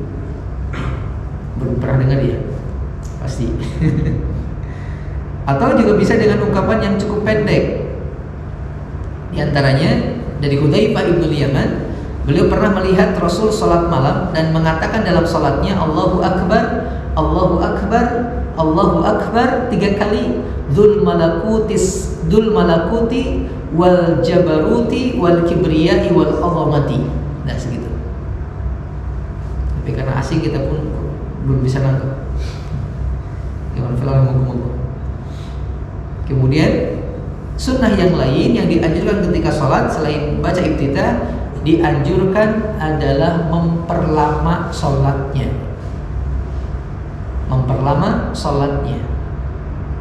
Dalam sebuah riwayat dari Jabir bin Abdullah, Nabi pernah bersabda, afdhulus sholati tulul qunut. Salat yang terbaik itu adalah salat yang lama kunutnya. lama kunutnya. Imam An-Nawawi mengatakan al-muradu bil qunuti huna al-qiyamu bittifaqil ulama fi ma'alimtu. Yang aku tahu, sepakat para ulama, kunut yang dimaksud di hadis ini adalah al-qiyam, berdiri. Adalah al-qiyam atau berdiri. Wa fihi dalilun lisyafi'i wa man yaqulu qaqaulihi. Dalam hadis ini pun ada sebuah dalam hadis ini pun merupakan sebuah dalil yang digunakan oleh Imam Asy-Syafi'i atau ulama yang lain yang berpendapat seperti beliau, inna tatwila al-qiyami afdalu min kathratir ruku'i was sujud. Mereka mengatakan sesungguhnya lamanya berdiri dalam sholat itu lebih baik dari memperbanyak ruku dan sujud. Memperbanyak ruku dan sujud, memperbanyak rakaat tidak lebih baik daripada memperlama berdiri. Kan bisa Pak, dalam waktu setengah jam orang melaksanakan 21 rakaat, tapi dalam setengah jam juga bisa melaksanakan 11 rakaat. Pada sama-sama setengah jam. Ya Allah. Dalam hadis yang lain dikatakan Aisyah menyebutkan kana yaqumu minal laili hatta tafattara qadamah. Nabi ketika sholat malam itu sampai kakinya merah-merah. Berarti kan lama banget di konfil. Perasaan kan kalau kita berdiri naik bis gitu 2 jam nggak sampai begitu gitu. Nabi sampai demikian. Dalam Ibnu Mas'ud juga pernah mengatakan, "Sholaitu ma'a Rasulillah sallallahu alaihi wasallam."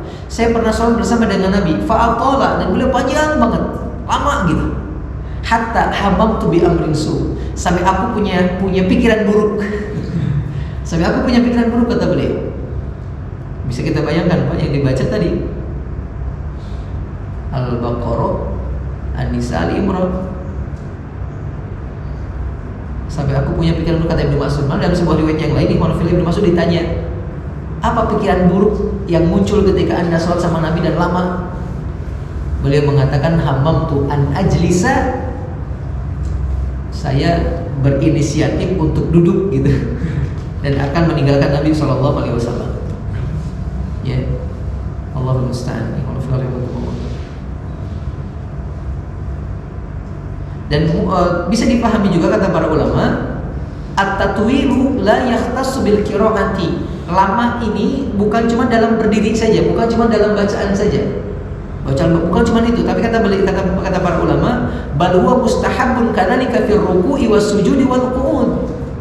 Tapi juga diperbolehkan untuk memperlama rukunya, sujudnya, duduknya, zikirnya, berdoanya dan semua perbuatan-perbuatan salat.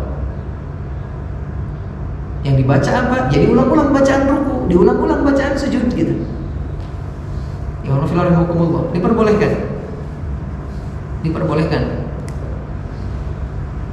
Ada sebuah hadis dari Hudzaifah bin Yaman. Ketika Hudzaifah menceritakan bacaan Nabi Al-Baqarah, An-Nisa, Al-Imran dalam satu rakaat. Kata beliau, "Tsumma raka'a," kemudian Rasul itu ruku. Faja'ala yaqulu, dan ketika ruku beliau mengatakan subhana rabbiyal azim, kalimat subhana rabbiyal azim. Fakana ruku'ahu nahwan min qiyamihi, dan ruku beliau itu hampir sama lamanya seperti berdirinya. Padahal yang dibaca subhana rabbiyal azim. Berarti ada pengulangan di sana kata para ulama. Tsumma qala sami Allahu liman hamidah, kemudian Nabi mengatakan sami Allahu liman hamidah, bangkit dari ruku. Tsumma qama tawilan qariban mimma raka', kemudian beliau berdiri, dan itu berdirinya hampir sama dengan berdirinya ketika ruku. Kemudian tsumma sajada, kemudian sujud. Faqala subhana rabbiyal a'la, lalu beliau mengatakan subhana rabbiyal a'la. Fakana sujuduhu qariban min qiyamihi. Dan ternyata sujud beliau itu lamanya hampir sama seperti berdirinya.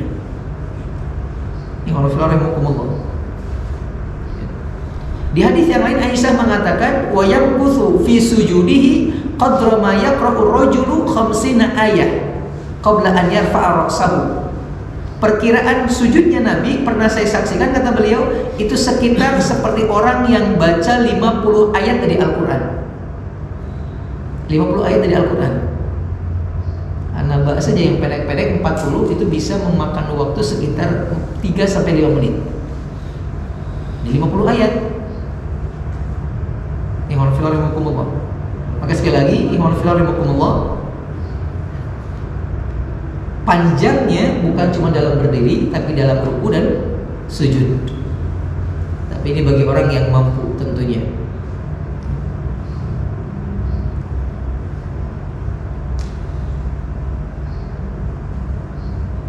Ini warahmatullahi. Kemudian berkenaan dengan caranya yang juga pernah kita sampaikan kalau tidak salah, melaksanakan sholat malam bisa dilaksanakan full berdiri, Pak. Berdiri dari rakaat pertama sampai terakhir, atau juga bisa dilaksanakan dalam keadaan duduk, Pak. Sholat malam ini walaupun kita bisa berdiri, nggak apa-apa, bisa sambil duduk gitu, atau bisa digabung dua-duanya. Ya, bisa digabung dua-duanya. Di pertama berdiri, kemudian pas baca Fatihah sama surat sambil duduk, pas mau ruku berdiri lagi, bisa begitu. Dan Rasul pernah melakukan hal tersebut. Ya, Rasul pernah melakukan hal tersebut. Aisyah pernah mengatakan Nabi pernah duduk sholat sunnah sambil duduk. Di ungkapan yang lain juga Aisyah pernah mengatakan Rasul pernah sholat sambil duduk, kemudian baca surat sambil duduk. Tapi ketika mau selesai bacaan suratnya, beliau bangun, lalu baca surat lagi, kemudian ruku dalam keadaan berdiri. Ini diantara cara pelaksanaannya. Taib sampai sini dulu, barangkali ada yang mau didiskusikan. Silakan.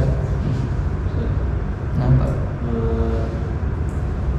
Ketika sujud itu diperlama selain baca tadi, Ya. Itu baca doa apa saja diperbolehkan?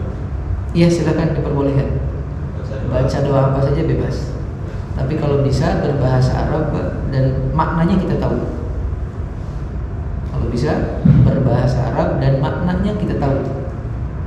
Karena kurang etis kalau kita berdoa, kan kita meminta, tapi kita nggak tahu maknanya. Minta apa sih gitu? Kayak orang yang ya gitu, minta mobil tapi nggak tahu apa itu mobil gitu. Paham maksudnya gimana? Kita hafal banyak doa, kita hafal banyak doa, saya yakin. Tapi kadang kita nggak tahu isinya apa. Seperti gini contohnya, Pak. Kita tahu, yang kita tahu rezeki itu sebatas duit seolah-olah begitu. Maka ketika kita minta rezeki kepada Allah, lalu kita nggak dapat duit, kayaknya Allah nggak ngasih rezeki deh. Paham nggak, Pak? Di pemahaman orang, di kepala orang, kebanyakan rezeki itu uang gitu. Ketika sering minta ke Allah tapi nggak ada uang gitu, akhirnya kayaknya Allah nggak ngasih rezeki deh. Padahal dikasih kesehatan, dikasih istri yang solihah, anak-anak yang juga luar biasa, itu kan rezeki juga. Maka tolong pahami maknanya. Pahami maknanya. Kayak semacam contoh kalimat Rabbana atina fid dunya hasanah wa fil akhirati hasanah wa qina adzabannar. Ya Allah, berikan kepada kami kebaikan di dunia, kebaikan di akhirat, dan jauhkan dari ancaman api neraka. Itu kalimat kebaikan di dunia dipahami oleh para ulama 5 isinya. 5 kata mereka. Apa saja kebaikan di dunia yang 5 ini? Pertama, istri yang sholih, tempat tinggal yang baik, kendaraan yang bisa ditunggangi, kemudian apa dua lagi? Ada ingat? Kesehatan kalau nggak salah atau apa? Saya lupa loh. Tapi dipahami 5 gitu. Itu kalimat atina di dunia. Makanya ketika kita pernah menyampaikan ada seorang sahabat yang sakit, lalu diajari dengan doa ini, bahkan sembuh ujungnya. Karena di antara makna hasanah di dunia adalah kesehatan.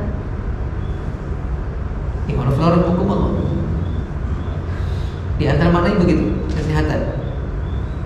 Maka diperbolehkan, silakan bisa berdoa. Tapi doa terbaik yang selayaknya diungkapkan adalah adalah doa permohonan ampunan atas dosa. Itu doa terbaik. Doa terbaik.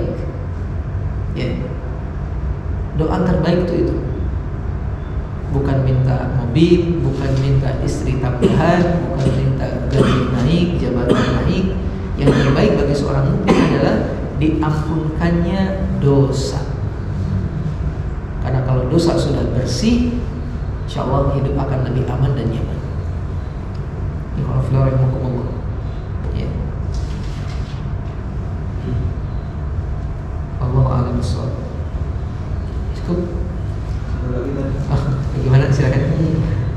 Itu qobliyah sama ba'diyah Jumat itu ada? Qobliyah sama ba'diyah Jumat itu ada apa tidak? Kalau ba'diyah ada Pak. Ba'diyah Jumat malah 4 rakaat dalam sebuah riwayat, dan Nabi seringnya melaksanakan di rumah. Adapun qobliyah yang anak tahu hanya qobliyah dalam konteks pas ketika masuk. Bukan dipahaminya 2 rakaat antara adzan pertama dengan adzan yang kedua. Kenapa demikian? Karena pertama kasusnya terjadi ketika ada seorang sahabat, Nabi lagi berkhutbah, kemudian masuk, lalu kemudian duduk, Nabi negur beliau, "Ente sudah sholat belum? Bangun sholat dulu. Bangun sholat dulu." Makanya juga kemudian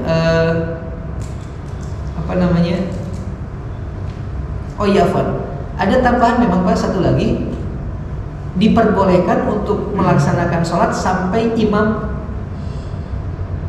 di atas mimbar, naik mimbar. Jadi sholat kayak sholat menunggu disebutnya. Jadi selama imam belum datang ya sholat aja, sholat gitu. Nanti ketika imam sudah naik, selesai berarti. Dan tolong rahimahumullah, untuk kita pernah menyampaikan juga untuk sholat ini atau sholat yang tadi yang pas masuk itu bisa dilakukan ketika muadzin juga sedang mengumandangkan adzannya. Tidak perlu menunggu muadzin beres dulu. Ya kan, kalau sholat sunnah yang lain itu dianjurkannya beres muadzin, karena ada anjuran untuk mengikuti muadzin. Tapi kalau di Jumat, saya mengutip perkataannya Syekh Al-Utsaimin yang mengatakan kalau di Jumat itu tidak perlu menunggu, terutama ketika adzannya adzan yang kedua. Karena mendengarkan khutbah itu hukumnya wajib, sedangkan melaksanakan kemudian mengerjakan saya ulang, mendengarkan adzan hukumnya sunnah, sedangkan melaksanakan sholat sunnah 2 rakaat ada penekanan yang lebih, seolah-olah mendekati kewajib, seolah-olah. Sampai tadi Nabi mengatakan, sudah sholat belum? Ayo bangun sholat dulu. Maka ada penekanan yang lebih kepada ini, membuat yang hukum sunnah ini bisa boleh kemudian tidak dilakukan itu. Ngerti nggak? Saya dipahami? Saya ulangi, mendengarkan adzan hukumnya sunnah. Melaksanakan sholat 2 rakaat sebelum imam di atas mimbar itu ada penekanan yang sangat kuat dari Nabi. Maka meninggalkan yang ini untuk mengerjakan yang ini, apalagi agar mendengar khutbah dengan maksimal, itu adalah solusi yang terbaik, kata beliau. Dalam bahasa saya begitu. Jadi beliau mengatakan boleh langsung, jadi ketika lagi adzan kedua, seandainya di masjid tersebut 2 kali adzan gitu, datang langsung sholat saja, sehingga nanti mudah-mudahan beres sholat imam juga sudah siap dengan khutbahnya, karena kita diminta untuk fokus mendengarkan khutbah. Jadi yang anda tahu demikian, ya, yang anda tahu Allah bersuara sholat sunnah sebelum Jumat ada 2 rakaat, sangat ditekankan. Ini dilakukan sebelum sebelum imam naik, khatib naik ke atas mimbar atau pas ketika masuk. Yang kedua tadi, kalaupun mau diperbanyak ruku sama sujud, yaitu sambil menunggu imam. Tapi ini hanya bisa dilakukan sama orang yang datangnya lebih awal. Kalau datangnya telat ya percuma juga. Datang lebih awal. Allah cukup ya, insyaallah. Gimana Pak? Tadi kan di sholat itu kan awal malam, tengah malam, akhir malam. Iya. Jamnya jam kita gitu. Iya. Mulai itu jam berapa gitu. Nah, terus yang kedua, sebelum tahajud itu kan tadi sholat 2 rakaat, kalau kita sholat hajat itu boleh nggak hajat? Iya. Wallahu a'lam bishawab. Kalau kita bagi malam ini dengan waktu, Pak, ya seperti biasa, kita harus tahu dulu kapan awal malam dan kapan akhir malam. Kalau kita katakan awal malam dengan maghrib jam 6, lalu kemudian akhir malam dengan subuh jam 5, maka malam itu 11 jam. Tinggal dibagi. Berarti pertengahannya adalah setelah 5 jam dari maghrib, jam 11 lebih, itu pertengahan malamnya. Kalau kemudian sepertiga akhir malam, berarti sekitar 11 kita bagi 3, ada 4 kurang ya, berarti 6 jam, 7 jam lah. Kita ambil 7 jam dari jam 6. Jam 6 tambah 7, jam 1 atau jam 2 malam, Pak. Iya, jam 1 atau jam 2 malam. Ini sepertiga akhir malam. Itu kan 2 tambah 3, 5. Ya, 11 jam sepertiganya kan berarti 3 jam lebih, setengah 2-an kurang lebih. Kenapa nggak jam 3? Jam 3 juga masuk, cuman kalau jam 3 ada kemungkinan kita nggak bisa sunnah tidur sunnahnya, Pak. Karena dia ada setelah sholat malam disunahkan tidur juga sebelum subuh. Nah, kita nggak akan dapat bagian itu. Tapi kalau lebih awal, berarti sekitar jam 1 atau setengah 2 beres, insya Allah bisa melaksanakan tidur sunnah juga, atau tadi aktivitas ibadah yang lain.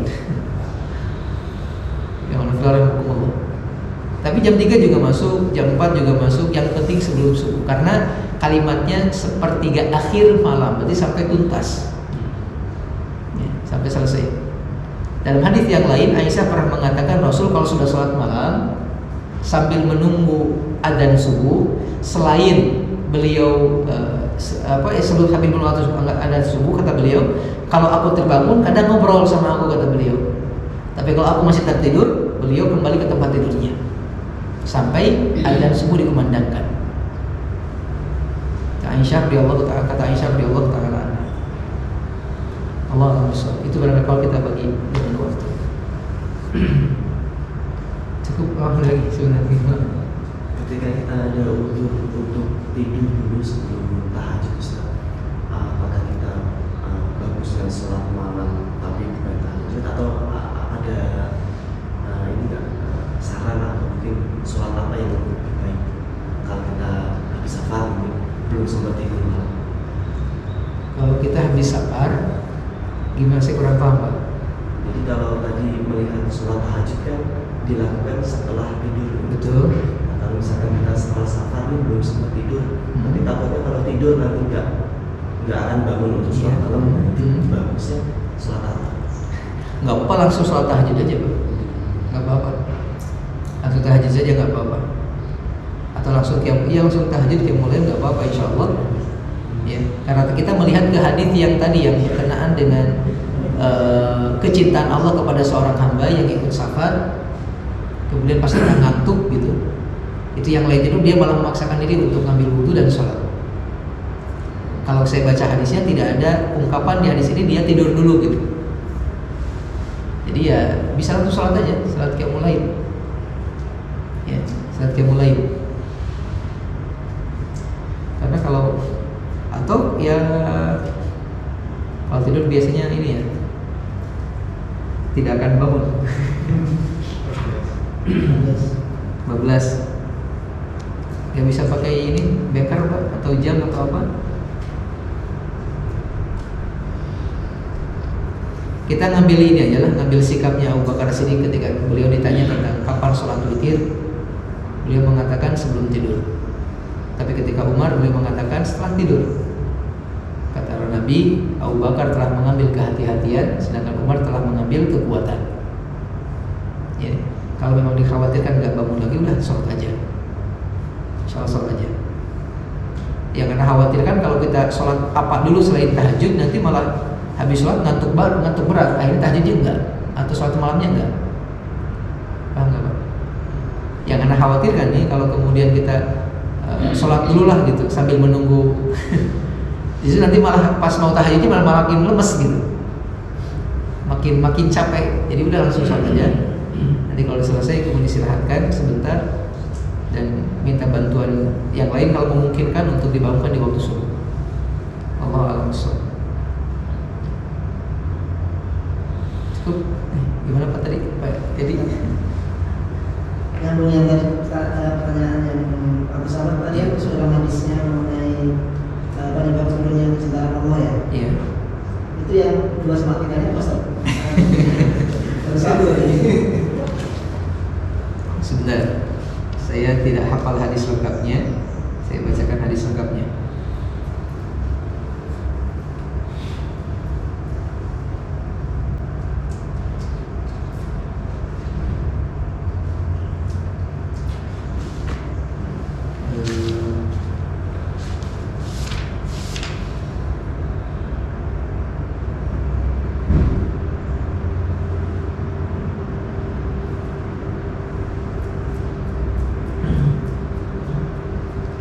Hadis ini diriwayatkan oleh Imam Ahmad, Imam At-Tabrani, dan juga Imam Al-Baihaqi. Hadisnya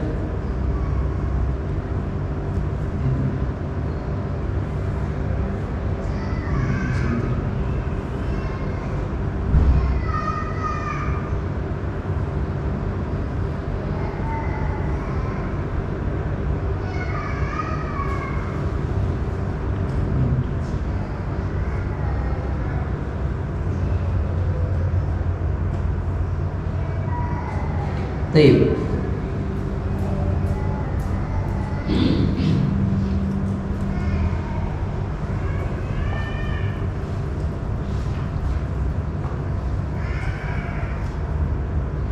Thalathatun yuhibbuhumullahu azza wa jalla wa thalathatun yabghuduhumullahu azza wa jalla.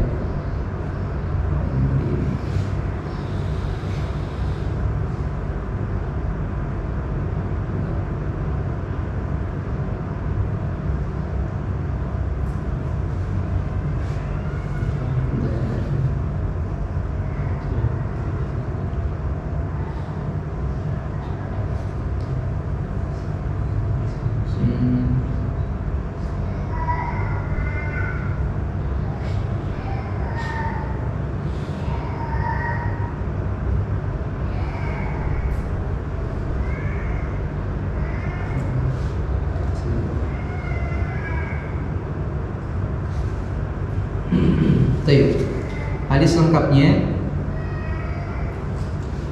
ada 3 kelompok orang kata Nabi SAW yang akan dicintai oleh Allah, dan ada 3 kelompok manusia yang akan dapat murka Allah Subhanahu wa taala.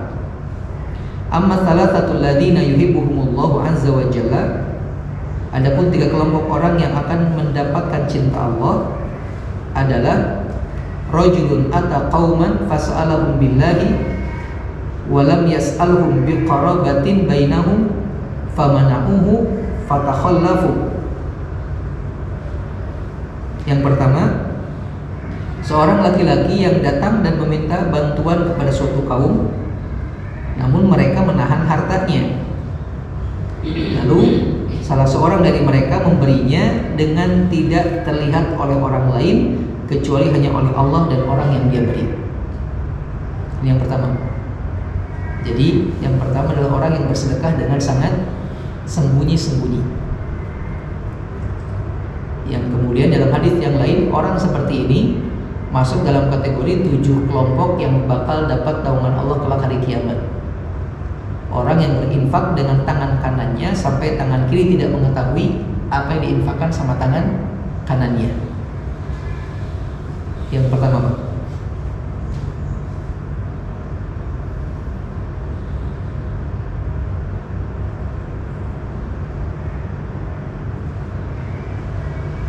Yang kedua, tadi orang yang sabar, kemudian capek, ngantuk, tapi dia bangun dan melaksanakan sholat. Yang ketiga, warajulun kana fi sariyatin falaqawul aduwa fahuzimu faaqbala bi sadrihi hatta yuqtala aw yaftahallahu lahu. seorang laki-laki yang ikut dalam pasukan peperangan, bertemu dengan musuh, kemudian berperang keduanya,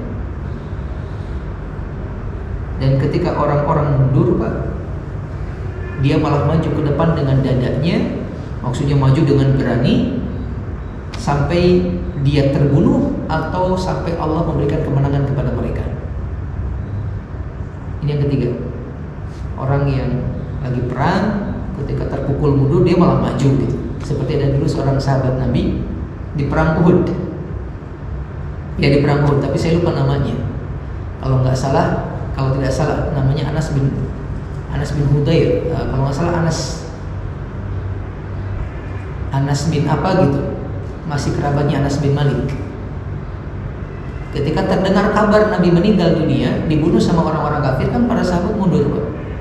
Karena Nabi sudah meninggal lah, ngapain kita perang, Nabi sudah meninggal kok. Dan pada seorang sahabat malah maju ke depan kemudian. Ketika ditanya, kenapa kau maju, Nabi sudah meninggal, kita mundur. Dia mengatakan, justru itu, kalau Nabi sudah mati, ngapain kita hidup? Buat apa kita hidup kalau Nabi sudah meninggal? Dia mengatakan, demi Allah aku telah mencium wanginya surga. Dia pun maju dan terus berperang sampai kemudian terbunuh. Dan ketika wafat, kalau tidak salah, ketika wafat banyak luka di tubuhnya sampai gak dikenali wajahnya. Kalau tidak salah begitu. Ini yang ketiga. Yang tiga, kelompok manusia yang bakal dapat kecintaan Allah. Adapun tiga kelompok manusia yang bakal dapat murka Allah di dalam hadis ini, Pak. Yang pertama Nabi mengatakan asy-syaikhuz zani. Udah tua tapi suka berzina. Sudah tua tapi suka berzina.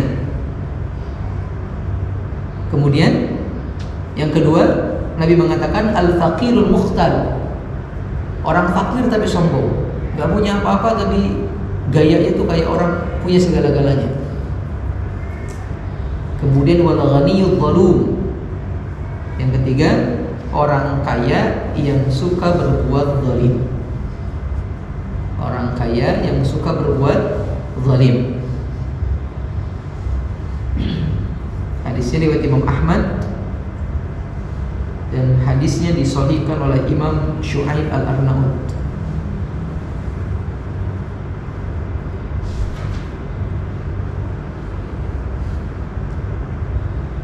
Itu hadisnya. Allahu a'lam bishawab. Cukup ya insyaallah. Saya terasa waktu 6:30. Subhanallah, barakallahu fiik. Insyaallah mudah-mudahan bisa kita lanjutkan di waktu yang akan datang. Untuk pertemuan pagi ini ana cukupkan sampai di sini. Kurang dan lebihnya ana mohon maaf. Semoga Allah Subhanahu wa taala senantiasa memberikan keistiqomahan kepada kita untuk bisa terus menjaga keimanan ini, beramal sholih, agar ketika wafat nanti iman ini masih terus ada dalam hati-hati kita. Innallaha malaikatahu yusholluna 'alan nabi ya ayyuhalladzina amanu shallu 'alaihi wa sallimu taslima. Allahumma shalli wa sallim wa barik wa an'im wa zid 'ala nabiyyina Muhammadin wa 'ala alihi wa ashabihi wa man tabi'ahum bi ihsanin ila yaumiddin. Rabbana atina fid dunya hasanah wa fil akhirati hasanah wa qina adzabannar. Subhana rabbika rabbil izzati amma yasifun wa salamun alal mursalin walhamdulillahi rabbil alamin. Subhanaka Allahumma wa bihamdika asyhadu an la ilaha illa anta astaghfiruka wa atubu ilaik. Assalamualaikum warahmatullahi wabarakatuh. Waalaikumsalam.